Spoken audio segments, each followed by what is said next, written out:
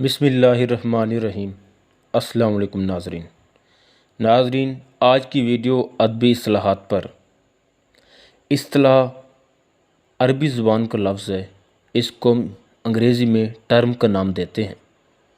اس کا مادہ الصلاح ہے، اس کی معنی سلامتی، رضامندی، دوستی اور مصالحت کے ہیں۔ اصطلاح کے لفظی معنی باہمی مصالحت سے کسی لفظ کے معنی کے علاوہ کوئی خاص مفہوم مقرر کرنے کے ہیں۔ جو الفاظ بطور اصطلاح استعمال ہوتے ہیں وہ لغت میں اس مضمون میں استعمال نہیں ہوتے، بلکہ ان کے کچھ اور معنی مراد لیے ہوتے ہیں۔ تاہم لغوی اور مرادی معنی میں کوئی نہ کوئی تعلق ضرور ہوتا ہے۔ ڈاکٹر شوکت سبزواری کے مطابق اصطلاح کے لفظی معنی اتفاق، لیکن عرف عام میں وہ مسئلہ یعنی منطق کے علیہ کے معنی میں مستعمل ہے۔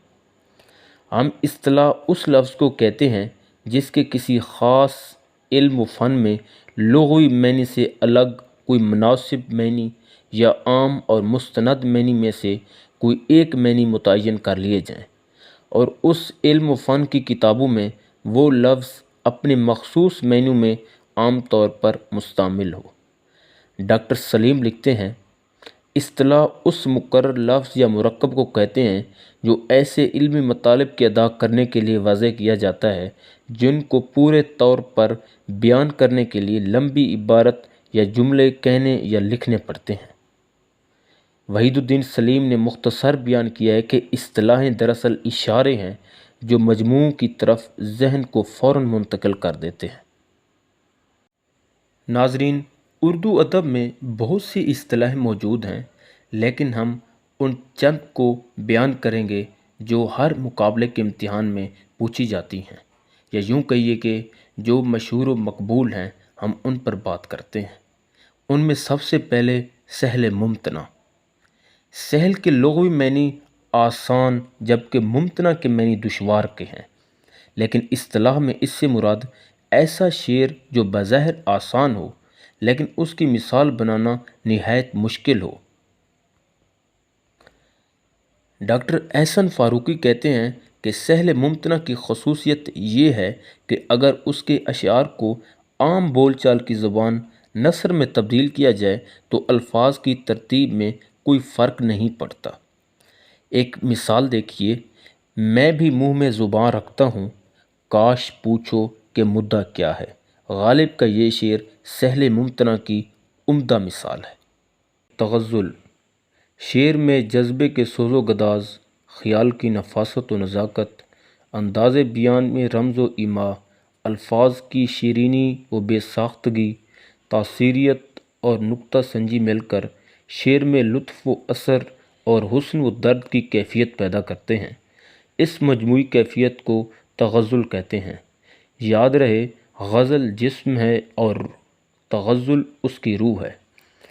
مثال ملاحظہ فرمائیے، اب تک نہ خبر تھی مجھے اجڑے ہوئے گھر کی، تم آئے تو گھر بے سر و سامان نظر آیا۔ جوش ملی آبادی کا یہ خوبصورت شعر تغزل کی عمدہ مثال ہے۔